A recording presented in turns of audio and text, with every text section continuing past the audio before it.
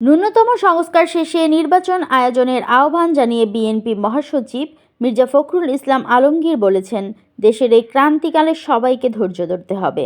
এমন কিছু করা যাবে না যাতে করে নৈরাজ্যের সৃষ্টি হয়। মঙ্গলবার দুপুরে জাতীয় প্রেস ক্লাবে এক আলোচনা সভায় প্রধান অতিথির বক্তব্যে তিনি এসব কথা বলেন। শহীদ রাষ্ট্রপতি জিয়াউর রহমানের ৮৯তম জন্মবার্ষিকী ও সংগঠনের ১২তম প্রতিষ্ঠাবার্ষিকী উপলক্ষে এ আলোচনা সভার আয়োজন করে জিয়া স্মৃতি পাঠাগার। বিএনপি মহাসচিব বলেন, আমরা ন্যূনতম সংস্কার শেষে নির্বাচন চাই। আমরা সব সময় নির্বাচনের কথা বলি, কারণ অনির্বাচিত সরকারের চেয়ে নির্বাচিত সরকারের গ্রহণযোগ্যতা বেশি।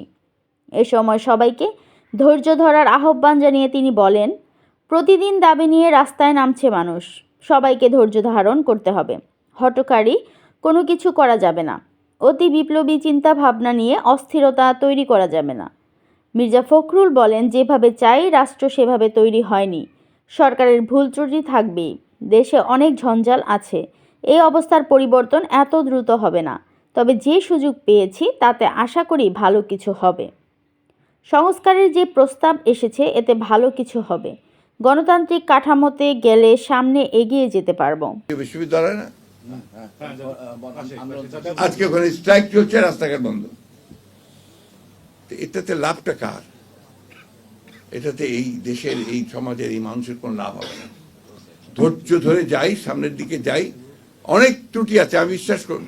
তো অনেক ত্রুটি তারা নিয়ে এসছে, একটা জঞ্জালের মধ্যে এসছে, একেবারে ধ্বংসপ্রাপ্ত জঞ্জাল। চিন্তা, আমার ধারণা ছিল যে এটা এত খারাপ হয়ে গেছে।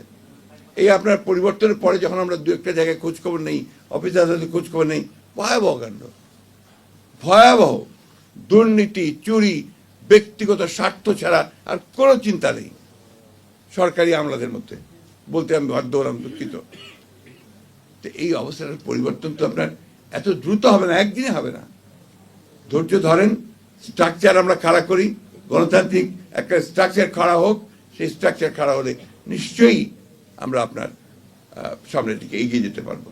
তো একটা কথা আবার আমি বলি, আমাকে অনেকে ভুল বোঝে যে আপনি তো নির্বাচন করেন কেন? হ্যাঁ, আমাকে বিশেষ করে ছাত্ররা তো বলেই এখানে নির্বাচন বলার কারণটা হচ্ছে একটাই, হচ্ছে যে আমরা বিশ্বাস করি, আমি জানি না আমার এই বিশ্বাস ভুল কিনা, যে কোনো নির্বাচিত সরকার কিন্তু একটা অনির্বাচিত সরকারের চেয়ে ভালো। আমার এক্সেস থাকে, আমি যেতে পারি, কথা বলতে পারি, এখন কিন্তু আমার সেই জায়গাটা নেই। জিয়াউর রহমানের কৃতিত্বটা ছিল কোন জায়গায়? জিয়াউর রহমানের কৃতিত্ব ছিল ওই জায়গায় যে তিনি একটা একদলীয় শাসন ব্যবস্থা, একেবারে বদ্ধ একটা রাজনীতি এবং বদ্ধ একটা অর্থনীতি, সেখান থেকে তিনি বের করে নিয়ে এসেছিলেন। ওটাই তো ছিল বাংলাদেশের জন্য সবচেয়ে বড় সংস্কার।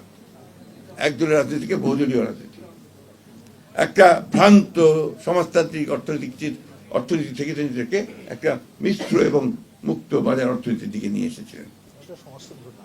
ওটা সমস্ত ভ্রান্ত, বললাম তো সেই জন্য। দৈনিক আজকের বাংলা .net